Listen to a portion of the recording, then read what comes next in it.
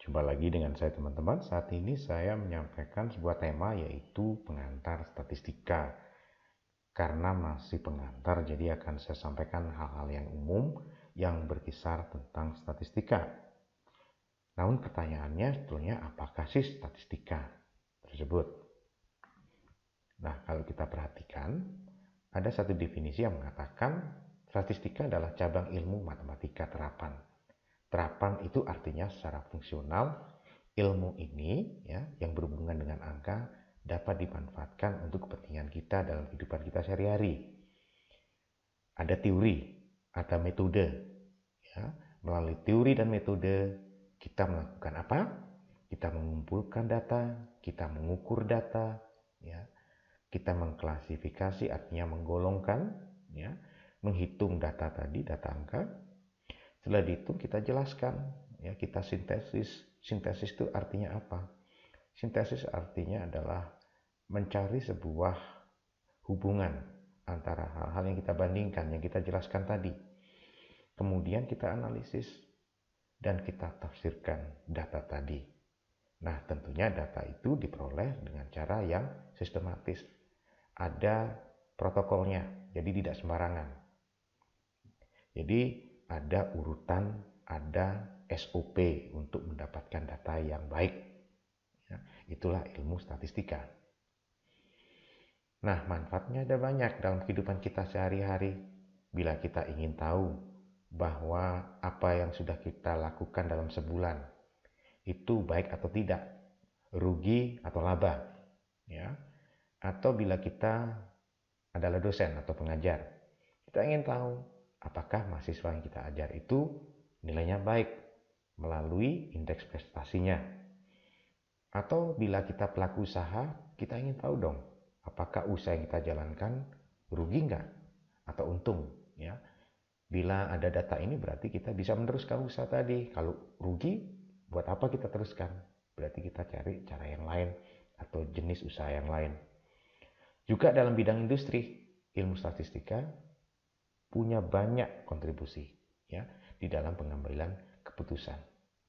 Misalkan kita melihat di pasar bahwa masyarakat sekarang membutuhkan jenis produk tertentu, ya, misalkan masker.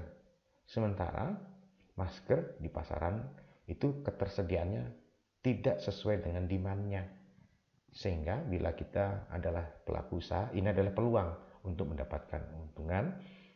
Hingga berdasarkan data statistika, kita mencoba meningkatkan dari angka, dari data yang kita dapatkan melalui informasi produksi sebulannya.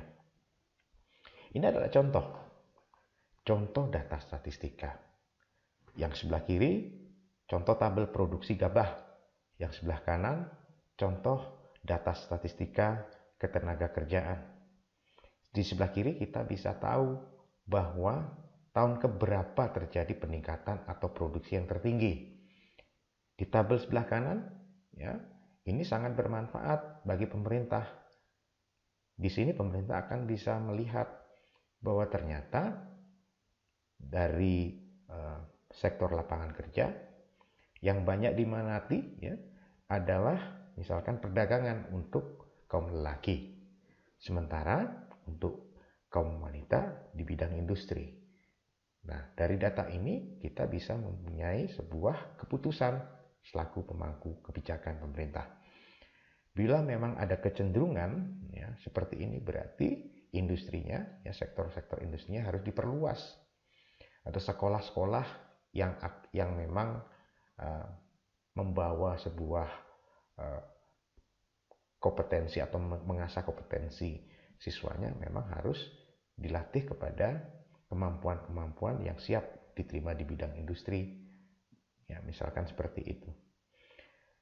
Tetapi kita juga bisa melihat ada data bahwa sektor lapangan kerja bangunan tidak terlalu banyak. Ya.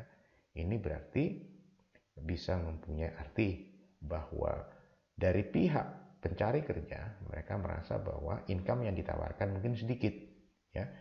Tetapi dengan adanya kecenderungan seperti ini, siapa sih yang tidak butuh rumahnya dibangun, ya?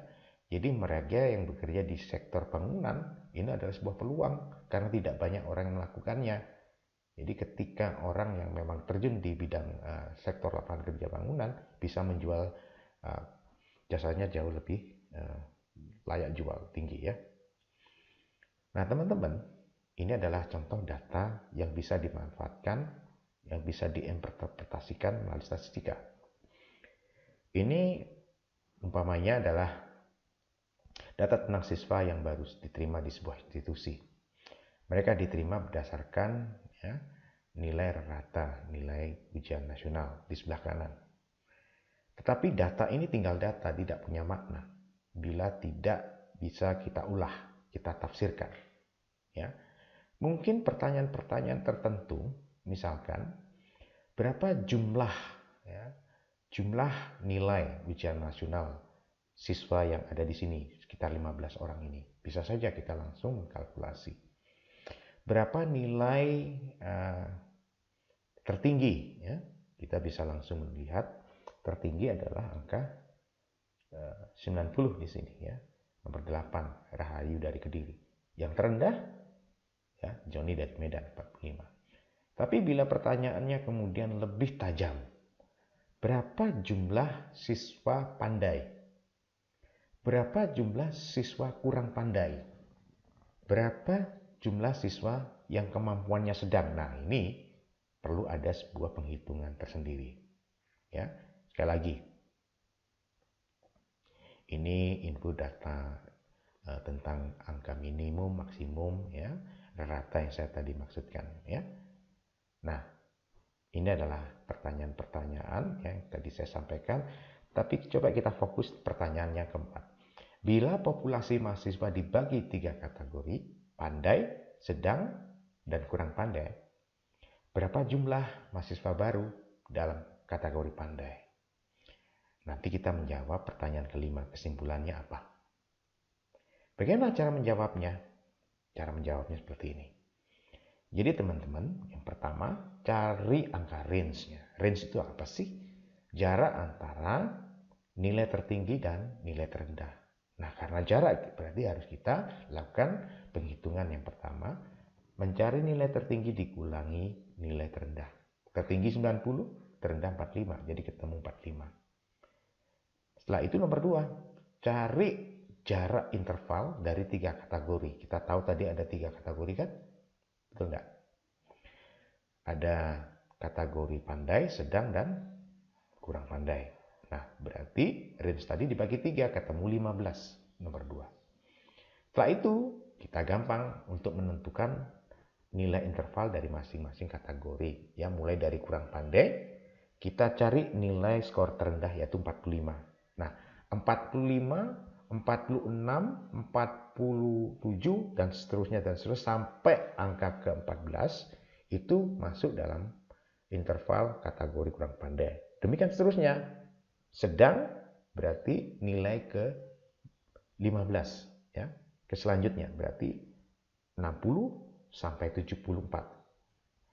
Benar kan? 60 sampai 74 itu nilainya kan 15 ya kan? 60, 61, 62, 63, 64, 65, 66, 67, 68, 69, 70, 71, 72, 73, 74. Berarti kan 15. Dan seterusnya. Kategori pandai berarti di atas angka 74. Ya, 75 dan seterusnya. Nah, dengan demikian, Anda lihat di bagian atas, mahasiswa kategori kurang pandai itu nilai intervalnya 45 sampai 59, sedang 60 sampai 74. Kategori pandai 75 ke atas. Sehingga bila ditanya berapa jumlah mahasiswa pandai, kita gampang bisa melihatnya kan? 75. Itu pandai nomor 5. Kemudian nomor 8, 90 pandai. Ya, kemudian nomor 13 pandai. Berarti kalau ditanya berapa? Ya, ada 3. Dan demikian seterusnya. Mudah bukan? Nah, saya rasa itu saja penjelasan dari saya. Semoga bermanfaat. Terima kasih. Selamat mencoba.